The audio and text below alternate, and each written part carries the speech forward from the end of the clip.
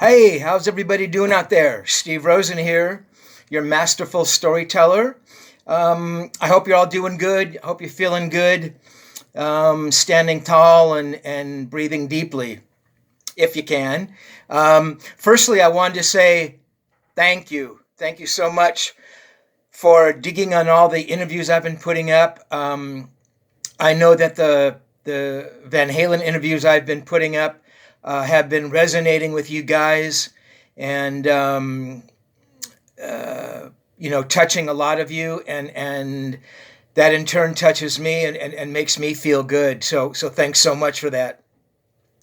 So in keeping with the Van Halen tradition, what you're going to hear here is an interview I did with Michael Anthony. I actually did this interview with Michael the day after I interviewed Ed in that 86 interview you guys just listened to.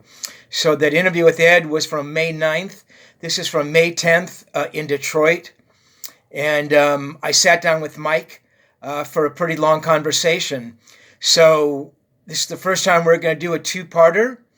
So hopefully you'll dig parts A and B and check them both out. So Michael was always the connecting tissue in Van Halen.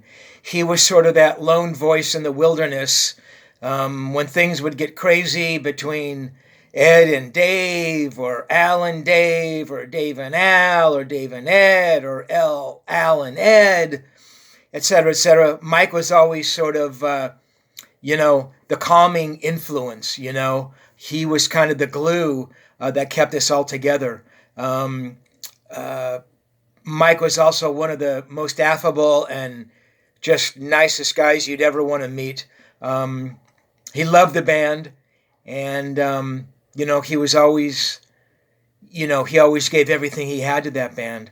So without further ado, here is part one of Michael Anthony, May 10th, 1986, Detroit, Michigan. Oh, last thing.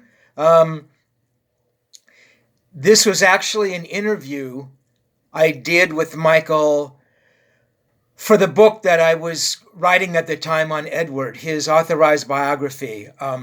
As I'm sure you all know, that book never saw the light of day. But that can't take away from this interview. And it really gives a real insight into kind of what was happening in the band. I mean, Dave hadn't been out of the band for that long. And, you're going to hear Mike talking about Dave and saying some stuff. And, So without further ado, thanks again, everybody. Check out Michael Anthony from Van Halen in parts 1 and 2. Peace, people. I gotta have my intake of nourishment before we play. Probably that. Can you just talk a little bit about the new basses, things that you're working with, and the 5-string bass? That's something relatively new for you. Yeah, that's it's called an apostrophe. Edward had one of these at his studio last year, and I did like 3 songs on the album with it. Really? And I did "Love Walks In" is one that I remember doing. What he did was he didn't have all 5 strings on it. He just took the low B off and had the regular 4 strings like a bass. But it's a great sounding bass for recording, so I used it. And when we were in Florida this year, a person named Dan Martin, who sends Ed's guitars and stuff like that to try, he told me that he had one that he wanted me to check out. They just built one they wanted me to see, and I really liked it, and I knew they sounded good, so I thought, well, heck, I'll pick it up. And I tried it on stage, and it sounds great. So Really? it gives me a little more to have to try to think about one more string, Does it mean rethinking playing a little bit? Yeah, I'll tell you, you get used to playing 4 strings on a bass, and just that one string, just that little bit more width on the neck, and a little bit different spacing on the strings. Yeah. Kind of really throws you for a Louie at first, but it wasn't that hard. You just sat around for a few days and. Yeah, and I would imagine with Ed doing more keyboard stuff, having a low B like that might help in terms of dynamic range and parts that you can play now, not to get in the way of the keyboard line or something. Yeah, a lot of people will take like the fifth string and put like or maybe like another high string on top of the G, you know, Oh. something like that. But I have to go down low. Yeah. Bass got to be low. Yeah. Good. And the Jack Daniels guitar? Yeah, I got the Jack Daniels bass, and I'm just using that for my solo this year. You know, like I tell everybody else, it just started out to be a joke, and it sounded great on stage. So I'm having another one built right now, by the way. You know, kind of a backup type thing. And Jack Daniels wants me to take a picture with it, and they're going to put it in the Hall of Fame at the distillery. Really? Wow, That's amazing. so you know, it's like. What exactly is that guitar? What's it made of? Oh, what it was, it's an ash body, and I had Grover Jackson from Charvel. He cut the body for me, and then from there, a couple guys on our crew and myself put it together. And since it was just kind of a joke bass, I took like one of the Kramer Duke basses and used parts out of that, and just a couple spare parts here and there, and we built it like that. And we sent it out to someone, a graphic company in Hollywood, and they did the airbrushing on it, and it just turned out that it sounded so well that I thought, well, you know, I'll get another one built, but we'll do it right this time. Yeah. You know, get a real nice one made. Yeah. Yeah. What kind of pickups? It's they're called Zeta pickups, ZETA. It's a company out of San Francisco, and Grover Jackson turned me on to these guys. They were, you know, I wanted a real clean look on the bass. I didn't want it to be messed up with pickups so that you see the label really good. So they mentioned that this company was building pickups that went in the saddles of the bridge. Oh. So we got in touch with them, and they developed this thing for me. Yeah.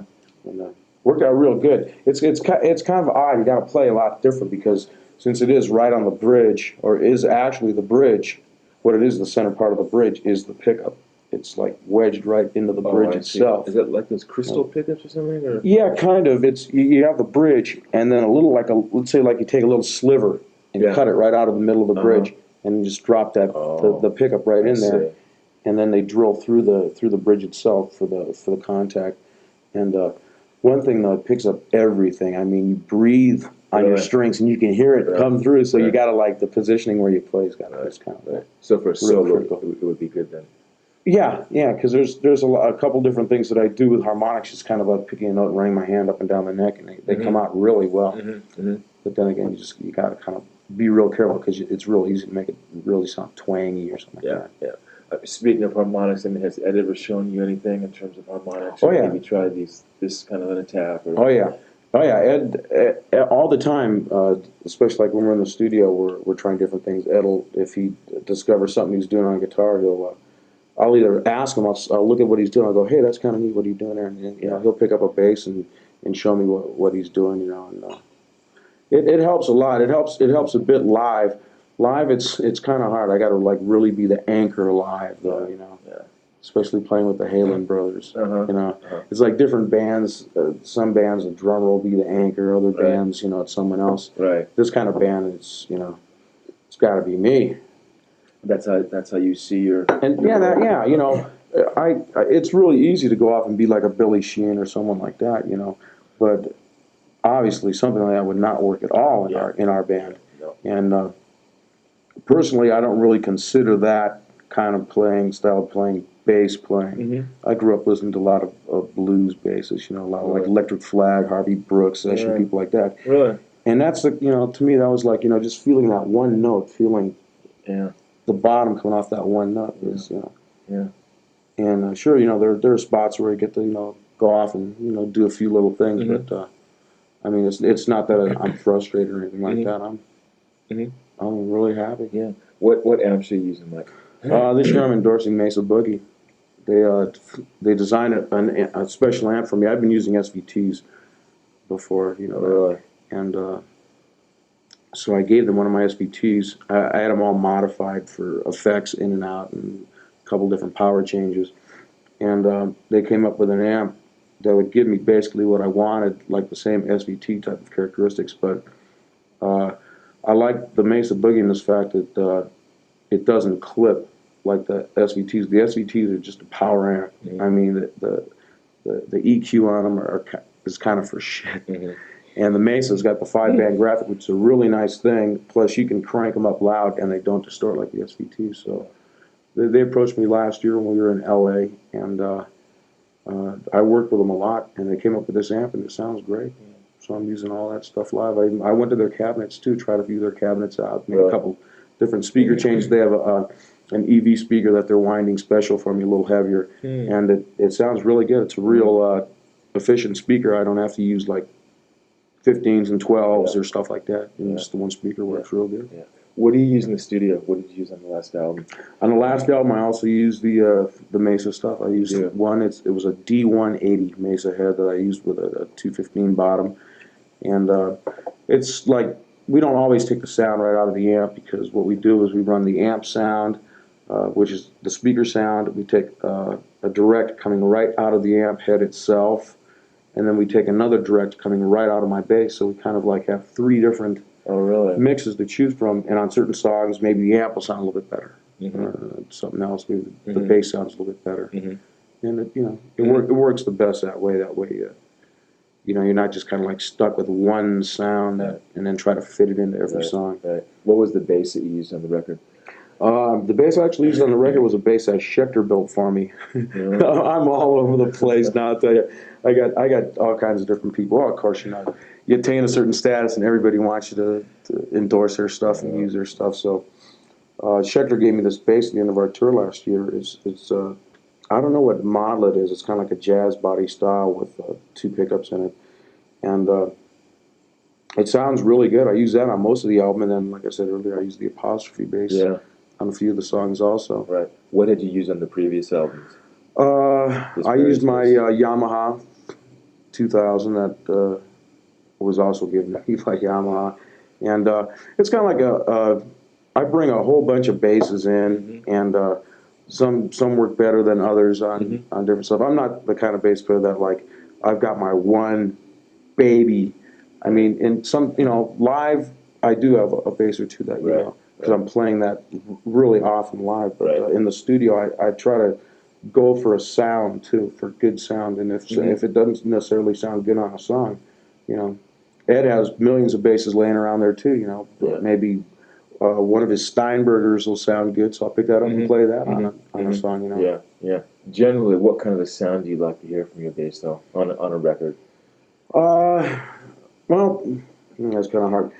In the earlier albums, Ted Templeman always wanted to try to give me that, the way it sounded to me was kind of that Linda Ronstadt bass player type sound, just nice, low end, not real distinct, but you could tell it was there. Now, on the new album, I really love that too. It's like, did I play on this song? I can feel it, but Ted, bring the bass in, Now, actually, with Templeman not in the picture now, and also Roth, which used to always, try to jump in there on my bass playing and stuff. Oh yeah, play one note, just play that one note. Just play this one note. If I do a couple of licks, they go, nah, just play the one note, I'm kind of like, oh man, well, people are gonna think that, it's AC/DC style, one note, But with them gone, like on the 5150 album, I was like basically pretty much free to play what I wanted. And I think the sound that I got on this latest album, I mean, I can actually hear the playing now. And, it's definitely the best sound you've had on I think that a lot of our fans are going to finally realize that there's a bass player playing on the album. Oh, Mike plays bass. Yeah, really. But I'm really pleased with it all the way around myself. So, I mean, the question I was going to ask, I would have mentioned that Dave did have input even as far as your bass playing went. Oh, yeah, well, he'd always try to bark something in here and there, Of course, like a lot of his lyrics, if something we thought really stunk bad or something, we'd jump in and tell him. But he was always basically, not that I want to dwell on the past, but, it was always something that was, I was the bass player, in the back. I mean, do that. And of course, I can't do a whole hell of a lot because, a lot of the stuff that Edward's playing, you need a real solid rhythm going on behind it. And I always and Edward and Alex just felt the same way. We're always opposed to having like rhythm guitar tracks on a lot of stuff because that live sound is really nice because then when you actually play live it comes across really good. Right. So I basically I tried to do a lick and roll. I go I'll just stay on the note, So here was Mike, stay on the note. I always got this sense of you in the band as sort of the neutral one, the kind of midway point between Dave and Edward, and kind of. Well, somebody has to be normal in the band, You got all the extremes, and then as Edward calls me the rock. Yeah. In the band, Yeah. People, you take it as you will, but it's a compliment. I try to. I see a lot going on, like you say, on from one end, which would be Ross, and Edwards, which is the other. And I'm just trying to tie it all together. I'll put in my 101+% and try to make it sound as good as I can make it sound. So would you try to act as a mediator of points between the two when there was like? Yeah, sometimes, but usually it's whoever threw the most punches won. So of course, Roth would okay, enough of the past, no more past. I mean, Dave didn't even want to do jump.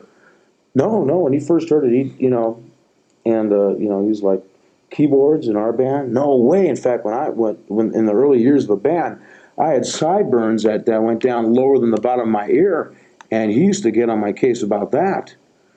Rock stars are clean shaven, and which I proved them all to be wrong. Right. Absolutely.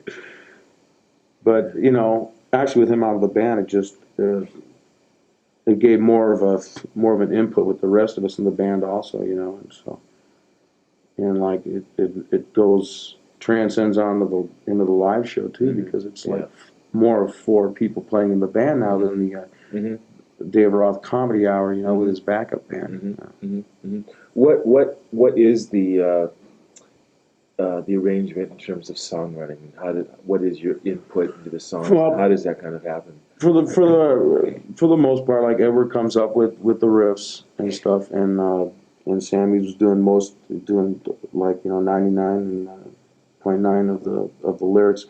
But what was nice about this album was there was none of the material was written previous to this album, And so when Edward would come up with a riff or something, we'd all be there basically, and everybody would be working on it. And I think this album is much more of a group album than any of the ones in the past. We actually wrote the album in the studio while we were recording it, and that was really neat because a lot of times we'd be off or Edward would be writing and stuff, and it just basically show me, and of course ultimately it's a group thing because once I put what I feel is the bass part to it and Alex does his drums, it makes it a group thing like that. But this album, everybody was like right in on it from the beginning, which is really neat. With Ed's somewhat bizarre sense of rhythm, is it sometimes a little difficult to catch on? Threes and sixes. That's what Alex calls them. Alex goes 3s and 6s, and Alex counts in 4s and 8s. And in the studio, I swear it's like hell. It's like, I got Ed on this arm, here I am the mediator again. Ed over here. It's going, I'm right though, Mike, right? I'm right though. And Al's going, a lot of the stuff that Edward plays, if I actually think about it in terms of like, the meter and stuff like that, it's kind of hard for me to play. And then on the other hand, what I like to do is I think of it, I just listen to it, and Edward will show me what he's trying to do, and he'll tap his foot or his hand. And I think, yeah, okay, and then I just kind of listen to the riff. And some of the stuff when we were recording it, I would listen to the riff different than how we meant to do it. But I'd get my own groove happening with what he was playing, and play with it like that. What is it playing with? What is it like playing with Alex? With Alex, it's great actually. Alex and I, from the beginning, it just clicked when I first joined the band between Alex and me. Really? In the early days when we were playing the clubs, we used to have that kind of like Bogart Abbassy type of thing. Everyone would be soloing, or he'd be playing something, or I'd be singing. Alex and I would back there and go, yeah, boom, boom, bump, bump, and then everyone's looking at us going, hey, what are you guys doing back there, And it's still the same thing, but it's it's fun. There's a lot of eye contact. I mean, I'm of anybody in the whole band during the live show, I'm like right there with Alex most of the time because the rhythm section does play. I can't stress that enough. It does play a big part in what we do, and it's just it clicks really well with Alex. We can look at each other and do certain accents without even Just he gives me this shit grin, and I know something's coming up, and on the most part, like connect really good. Can you talk a little bit about getting back the equipment for 1 second, the pedals and things that you use during your solo? It's just it's a whole conglomeration of stuff. It's like I don't have the rack with all the clean effects that the guys built for me. So I got it's kind of like a homemade type real funky setup. But I got like for my solo, I use a combination of effects that I just kind of like kick on and off all at once and in different combinations, and certain things works. I've got a Roland DC-30 chorus echo that I use a lot for a lot of the echo effects, and I got a Electro Harmonics micro bass synthesizer that I've been using almost forever, and that's what gets a lot of that real thunder sound. Right. Yeah, I used to use. In fact, I still got all the old Color Sound or Tone Bender. Fuzz tone things, some of those just real little shitty pieces of electronics. They sound good in certain parts, but I'm using a lot of I'm using a lexicon now also, which is kind of neat because it gets a lot of different flanging and phasing effects too. So I can clean my rack a little bit like that. I can get rid of some of these other effects. But I've also got an MXR flanger and phaser, and it's just. I'll see something new that comes out. We'll put it in the rack and try it. It doesn't work, it works. It's a lot of people ask me, how the hell do you get some of those sounds doing your solo and stuff? And for the most part, I don't even know. I just with my technician Kevin Dugan, we got to put his name in here somewhere. I know he'll good stroke for the crew.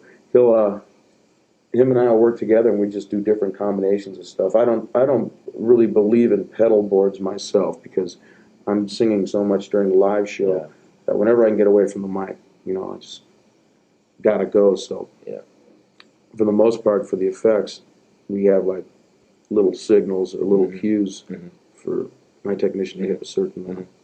He'll hit a button to do something like my solo, so that I can roll around, flop on my back, and do all of that stuff. And it works out great for me that way.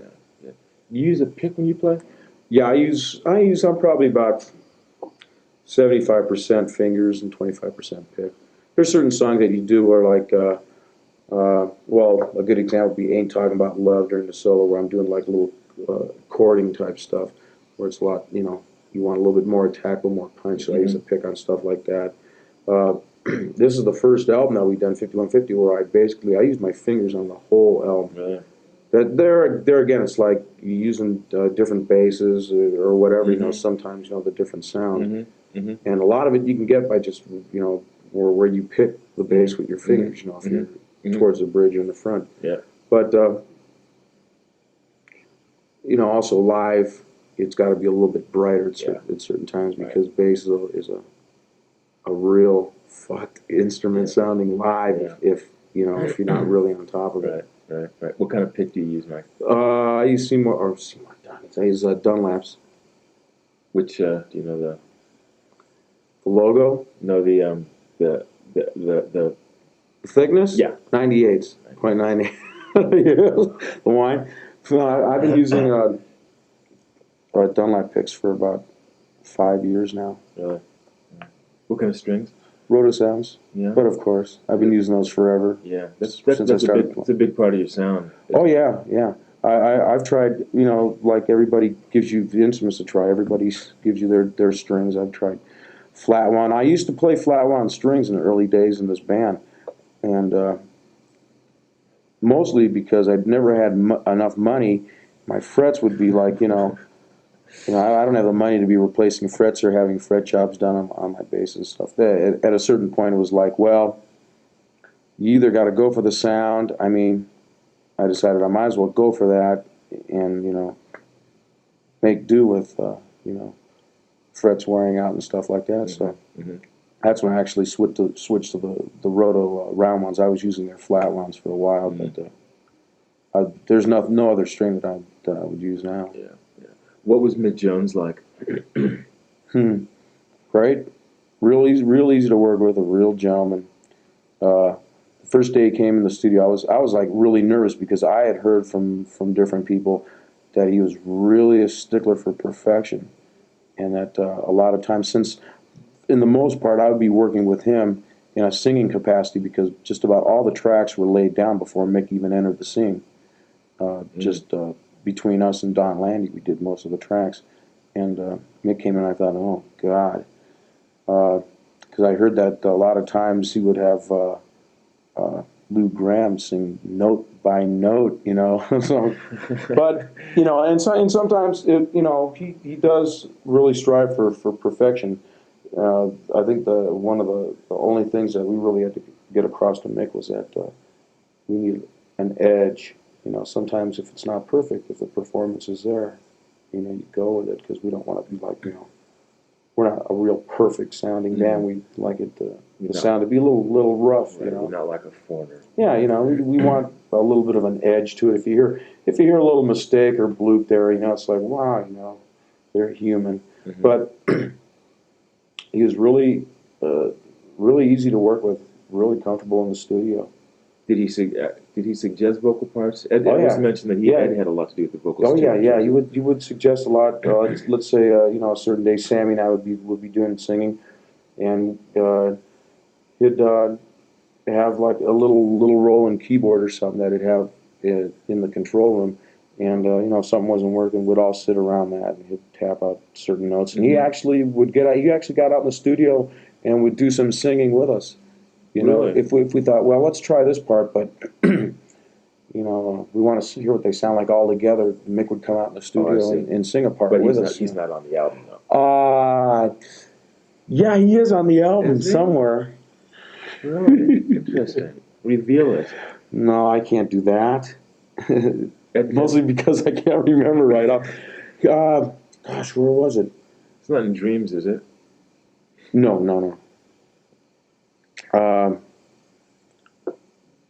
Gosh, I can't remember right offhand. I'll let you know. I'll think about it tonight, and I'll see if I can remember. It was one. It was like an ooh part in one of the songs that. Is that? I don't know what song it is. I know what song you're talking about, though. That's the We're not thinking Love Walks In, right? No, it's not that part. No. Okay. I'll think of it, Steve. Right, I'll let you know tonight. So, do you sing? Does Ed sing on record? Oh yeah, he does. You tend to sing the high parts, right? Mm-hmm. I sing all the high parts. All the high parts. So when you guys do harmonies, is it are they like live harmonies? It's like you and Ed out there. Oh yeah. And Sammy. Sometimes Sammy will if Ed and I are doing a harmony over like a lead vocal thing, Sammy will still got enough on there. Sammy will get out there and like sing his lead part again, to strengthen it up a bit, and Ed and I'll do the oohs like Love Walks In, You're out there doing it all basically live. You used to be a lead singer, right? Yeah. Is that before the days of Van Halen. Yeah, I never really considered myself a lead singer, but when I first started playing, it was like I never knew anybody that was actually like a lead singer to get in the band. And so everyone goes, "Hey, Michael, why don't you try?" Because I'm a big radio fan and record fan. I'm always singing to everything that's out, And so I started singing, and God, I've always had like a pretty decent range. I never had any vocal training or anything, and so it was mostly for convenience in the early years. Well, Mike, he's in the band. He can sing, so Yeah. And I've never had any problems playing an instrument, singing at the same time, coordination. Oh, really? I've always been really good like that. which, God, was a real load off my. But the reason I actually joined Van Halen, part of it was because I didn't want to lead sing anymore. I wanted to play bass. Really? And I thought, oh, this is great. Here's Edward singing background harmonies, and Alex was even doing just a little bit of singing also. Was he really? And Whiskey, Take Your Whiskey Home. I remember Alex used to do a harmony part, and that was the first thing I heard him sing. And Alex isn't the singer of life, but so I thought, great, And then somehow they asked me to sing this one part that Ed couldn't sing on one of our songs that we were doing back then called "She's the Woman." I've heard the tune. Yeah, and there was like this big "She's the Woman," and Edward was having kind of problems with it. And I guess they'd just written that song right before I entered the scene. They said, "Mike, why don't you try that?" And I sang it, and I go, "Oh, gee, Mike's got all the background parts, So not that I wouldn't sometime down the line like to do some lead singing. Yeah. But like I said, I'd never considered myself a real good lead singer as much as, I guess if I put all the time and effort into, trying to make it really good, like Sammy does that. He's always on top of his voice and, drinks the right kind of things. And, can't guzzle Jack Daniels all night and then expect the lead to sing, Those kind of singers don't last long at all. Right. Yeah. So Snake was the band you were in right before joining. Yeah. Do you remember the guys' names in the band? Oh, yeah. Steve Hapner was the drummer, and a guy named Tony Codgen was the Codgen was the lead guitarist. It was your basic three-man power trio type thing. Oh, it was a trio. Oh yeah. Oh, I didn't know that. Yeah, because Mike was the lead singer of bass. Mike can sing. Yeah, and it's weird because I knew of Ed and Alex from school because I was taking some. I was music classes at Pasadena College, and Ed and Al were taking basically the same, a lot of the same classes, but we were taking them at different times. And plus, you got the little ring of bands in a certain area, and everybody kind of knows each other and goes, "Oh, yeah, I know the guys in that band." Yeah. And I always liked their band. I always liked the way Edward and Alex played. I didn't care much for Roth, to tell you the truth. Really? And one night we opened up for him at Pasadena High School. And I got to talking with them. I guess they blew their PA up or something, so I let them use our PA. And I was watching them on the side of the stage. And this has been written before, but it's so funny to read it in print. I remember standing on the side of the stage watching them play, and I'm thinking, yeah, these guys are great. And Roth strolls over to the side of the stage, and he's wearing some little vest type affair, and his hair frosted some weird color or something. He goes, "Hey, well, how do you like my boys?" I'm like, "Get the hell away from me, you homo!" It's like, was that the first time you ever met him? Yeah, that was my first. Those were the first words. That was my first encounter with Roth. And later on, when I joined Van Halen, he wasn't even. When I first played with Edward and Alex, it was after that show that I played with them that I was talking with Edward, and I was saying, it might be kind of cool to jam sometime. And as fate would have it, I heard they were getting rid of their bass guy, and through a mutual friend that Edward and I had in school, he recommended me to Edward. Who was the mutual friend? His name is Mike Franciscini. You want me to spell? Please. Okay. Franciscini. He's like a real good school chum of ours. I still know him. He plays in some top 40s band in Hawaii now or something like that. But through him, he suggested me to Edward and gave him my number. And I can't remember if it was him or Alex that called me and asked if I wanted to jam with him. So I came down. There was a little garage they were rehearsing in, and Roth never even showed up. It was just Edward and Alex, and we played all night. And it was really neat because it was kind of the same type of magic, for me anyway, as when Sammy first played with us. Oh, really? Yeah, it was like you get together and you jam with people and you can play blues in all 12 keys, and it's like, yeah, nice. Right. Or else, you start playing one thing and we just go off. We just kept playing and playing. Mm-hmm. Al had a case of Schlitz malt there, I remember. We'd have a few beers and keep playing. And it was like, hey, you want to join the band? And I brought one of my brothers with me because I was nervous. It's like I was playing backyard parties and these guys were playing Gazzarri's in Hollywood, Oh, wow. So I brought my brother along with me for kind of moral support. And I'm like, Ed asked me, he says, hey, would you like to join the band? I kind of looked at my brother, and he was like really blown away. I just go, yeah, So that's how that. That's great. What school did you go to? High school? Yeah. Arcadia High School. Arcadia. And where did Ed and Alex go? I think they went to Pasadena High School. So I knew them. Edward and Alex, in fact, before they even got Roth in the band, I remember going to a carnival that our school had, and I heard this band playing Grand Funk. How was it? Inside Looking Out, is that the song? Yeah. Off the second album? Right. And there's this guitarist, I'm like, wow, this guy sounds exactly like Mark Farner. So I go to check out the band. It's Edward and Alex. Was that the first time you ever saw That's the them? first time I ever saw them. And they had their bass player, his name was Mark Stone at the time. And they were out there playing. Edward had this headband and this long hair in his face, and the same thing with Alex. And they're out there playing. Everything that they played, Edward sounded exactly like the guitarist that they played. I mean, seeing them the first time, you could sense that this wasn't just another guy. No, it was like, I was like, wow, this band is like heavy competition here in the area, And I also like heard them a couple other places, a couple other high schools or something like that.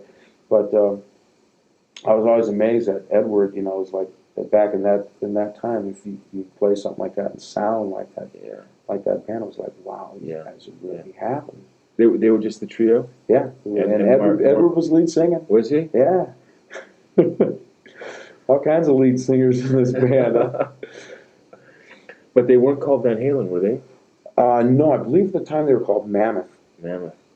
Right. Which I guess they changed the name to Van Halen because of some other band that had some limited success or something. I guess they changed to Van Halen when Dave joined. Right. Yeah, it was right after Dave joined that they changed to Van Halen. And then I think it was about a year later when I joined the band. So Mark Stone was a bass player Mm-hmm. until until I chimed in. Did you ever see Dave's band? No, I never saw his band. I heard of him, but I never saw him. I guess his band was a little bit more outside type of acting guys, and I was, like Roth was always into the haircuts and the dressing and the show and stuff like that. Was that Red Ball Jets? Yeah, Red Ball Jet. Do you know who was in that band? And I only know one other guitarist. I think his name was Terry Kilgore. That was in that band. That later on I became kind of good friends with through Edward and Alex. But I basically didn't know anybody in that band then. Oh, that's right. He had a drummer, I think. His name was Dan Hernandez, who I know now. All these guys, I guess I met them later on through Roth and through those guys after their band broke up. But I was always like, Grand Funk jeans, T-shirt type band stuff. And so any bands like that, I never even went and saw, because I wasn't into that kind of stuff. Yeah. I was into the hard rock. Yeah. That's it. Yeah. Yeah. I mean, what did you think of Dave's singing when you first joined the band? Was he the kind of singer that you... Well, I'll tell you, my first impression was, Edward told me, can I get a glass of water? Want to stop this just for a second? Yeah.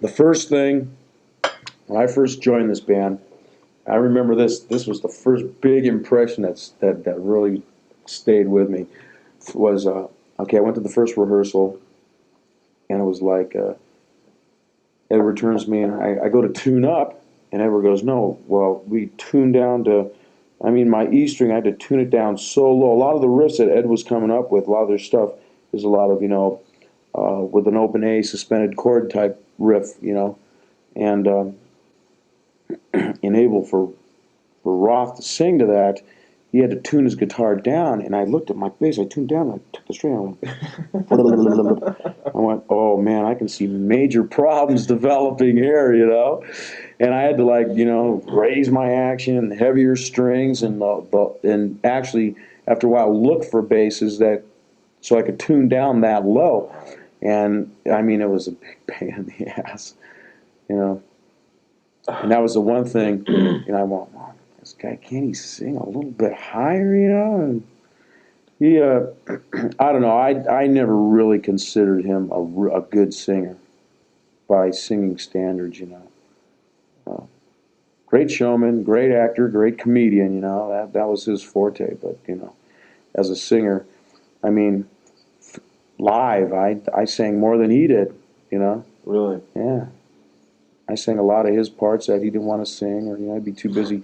You know, sure, you gotta give up a little bit of the musicianship, I feel, to put on a good show live. You know, there's a few things that I could do, but I don't do. Sometimes I'll make mistakes. I'm only human, but you know, so when I'm jumping around, but it was like he sacrificed so much that it's like, you know, I'm besides him actually singing the verses, which he never sang anyway live. You know, I had to, you know, I mean, all the choruses, all the little parts that he would sing, I had to sing because, you know, he's got to make this jump, you know, and you know, so I was very unimpressed with the fact that he sang as little as he actually did, or you know, a lot less than the public was led to believe. Why do you think he had this compulsion to? Why did he have to? Ed says like he had to have one up on everybody.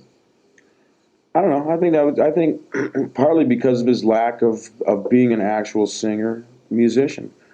You know, plus he came from he's come from a broken family, and I guess the way he is, he's always had to, you know.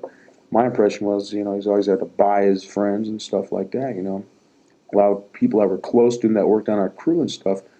Yeah, because he paid them well, and you know, but then as soon as something would happen, you know, it's like you turn around and kick him right in the ass, you know. But you know, so he always had to, you know, be out there in this, you know. Yeah, they love me, don't they? Don't they? Yeah, yeah, you know, shit. Whereas the rest of us were just trying to be ourselves, and you know, we consider ourselves musicians. You know, I didn't really care about dressing up all that much. I'd still get out there in jeans and a t-shirt, and you know, I could kick their ass the same way. Same thing with Edward and Alex. You know. Didn't he bring to the band though kind of a more of a focus? Yeah, he did. Yeah, there was a certain flair that, you know, that would people that the normal Joe in the crowd that wasn't the guitar hero type or whatever, but wanted to actually see something would go, yeah, check this band, you know. And besides the fact that, you know, in our earlier years we partied a little bit harder than we do now, you know. But you know, he had a certain flash, I guess, you know, people would be really curious as to, gee, who is this? You know, and that did bring a lot of the Van Halen crowd, you know, a lot of them to become our fans. Now we're finding out that it's not the opposite, but it's not as much as we thought it was in the past. You know, everybody would be worried. Well, you know, Roth's done. There goes at least half our fans. You know, and you know, I wasn't really surprised. I knew that there were a hell of a lot more fans that liked the band part of this band more than, you know. Not just because all the guys would be flipping Roth off live and shit every night. Guys who had hip contracts out on them. Oh man! So when you joined the band, they were already playing guitars. Yeah, I think they had just started there recently. In fact, Edward had me one of their last shows. They knew that they were playing. Edward had me come out there, and I listened to them and I watched their show to see what they were doing, and you know, it was really challenging for the first few months because they had a real big repertoire of songs, and so like they weren't into like rehearsing for a few months and not playing anywhere before getting back onto it. So it's like almost every rehearsal I was learning at least 3 or 4 songs a rehearsal every day, you know. So what kinds of tunes were they playing? You know, whatever was out at the time. A little bit of ZZ Top, a little Grand Funk. It's basically what you turn on and listen to on the radio. You know, they do a few top 40 things. I can't really recall. Shit, I'm sorry. I can't really recall the stuff that they were doing at the time, the top 40 stuff. But you know, it was like what original stuff were they doing? Or when did they start? When did you start? No, they had original stuff. I had heard a demo that ever gave me of 4 songs that they were doing originally. One was called Whiskey, which turned out to be Whiskey, Take Your Whiskey Home. Another one that was She's the Woman, which the solo part of that ended up in this as a solo in Mean Streets. Simple Rhyme was one that they were doing, and You guys were doing You Really Got Me. well, we weren't doing that till after I was in the band. Till a while after I was in the band. I see. We did You Really Got Me. And we also did All Day and All the Night too. Oh, really? Yeah. Was Running with the Devil? Was that one of those? No, Running with the Devil was written after I was in the band. But basically, those are the 4. There were some other ones that I can recall. There was this other thing called I'm the Wind that they were playing, and a few other songs. Before I got in the band, they were doing. Oh, also, what's the one? Out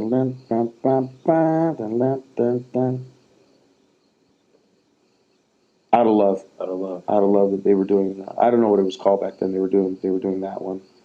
A lot of others that bits and pieces ended up on the earlier albums. Mm-hmm. Mm-hmm. So what happened after Gazzarri's? I mean, where did? Well, after Gazzarri's, it was like every other club. You know, we had a map. We were playing every single bar joint. Like I said, you had like top 10 type or top 40 stuff that you play. We were even doing some Ohio Players stuff, man. We were doing FOP and KC. We did a couple of those. That's the Way I Like It. Yeah, you know, and we were singing the horn parts. You know, that's the kind of stuff to get into the club. Then after that, you start edging in your own original stuff. You know, like around the 3rd set. You know, and once we knew the people were in there and they're becoming big fans of the band, then we start popping off some of our own stuff. But we played just about every club around the area, and after a while, we thought, hey, we could do this the rest of our lives, or we could, start playing more of the original stuff. And I remember we decided, okay, let's make that cut. Let's do it. Let's go for it. And Edward and Alex, no one was making money. The old musician soup thing, ketchup and boil water. And Edward and Alex bought a couple of pairs of overalls. This is funny. And they were painting street house numbers on the curbs. They'd go up to houses and people would think they were working with the city, and they'd charge $5, and they'd do that during the day. And my father was playing like their father. My father was playing in like a polka type band. Oh, really? So yeah, what does your dad play? He plays trumpet. He played professionally a long time ago with Kay Kaiser in Chicago and stuff like that. It made it a little bit harder for me to get into the business because he knew about all the problems and stuff. He never really made it as a famous musician, but he played with a lot of famous people. You mean he was reluctant to have you go into music? Oh yeah, at first when I joined Van Halen, I quit school finally because it was just too much to play every night. Yeah, I quit college. I majored 2 years in psychology because he didn't want me to do music. Then he said, okay, so I started to major 2 more years in music, and right before my AA, Van Halen was, we were starting to really take off. And at this point, Edward and Alex weren't really going to school, maybe music class here and there. And Roth was out, and so I quit. And my old man kicked me out of the house. I lived with my sister for a couple of weeks, Really? And of course, after our first tour, I bought him a car. He's my biggest fan now, But we decided to go. We decided to just play the original stuff. I'd play polka stuff with my old man's band on weekends. Really? Yeah, I played some trumpet, or else I'd play bass with him, to earn a few extra bucks that way. And finally, we did a show at a place called Golden West Ballroom in Norwalk, California, with a UFO. And I remember Rodney Bingenheimer was the big MC, and it was like the first all original set we ever did as a band. And it was like, this place was like 1,500 to 2,000 people, something like that. And we came off great. Really? We did a great show. The people loved it. And Rodney Bingenheimer really liked us and kind of got our foot into the Starwood. So all of a sudden it was like, we were still kind of playing Gazzarri's every now and then. At that point, Gazzarri said, well, hey, if you're going to be playing down here, you're not going to be playing at my club. So he said, well, there's the break. No more Gazzarri's. So we played there, and eventually led to the Whiskey. And the little concert impresario type guys around town, which would throw little shows. Decided to throw a thing at the Pasadena Civic, and we played. Steve Tortomasi? I think that was Steve Tortomasi. Yeah, he did quite a few, and I remember the first show we did there. We did an all original show. We played 3 hours. Huh. We had an opening act, and then we did 3 hours, because we thought, it was like the Led Zeppelin type of, we're going to go out there and give them a full night of Van Halen. And we took a little break in the middle for the costume change. And, from then it was like, we were still playing some clubs every now and then, between these other shows. And we were doing some backyard party type things. When parties were real big, I mean, like 2,000 to 3,000 people at a backyard party. It was amazing back then, and but it was just more and more. We felt, the more that we get out there and play it, the more people are going to watch it, bigger following, and we can't help but be noticed by somebody sooner or later. Mm-hmm. What was Dave like through this? I mean, when things were growing, what were his feelings? Everybody basically had the same feelings in the band. I didn't know Dave as well. I don't know if it was because I didn't want to. With him, it was always with him and me. It was always more like a business thing between him and me. Sure, we'd get drunk and have a beer and talk and whatever. But I never actually went out and partied with Roth. Whereas I did a lot more with Edward and Alex back then.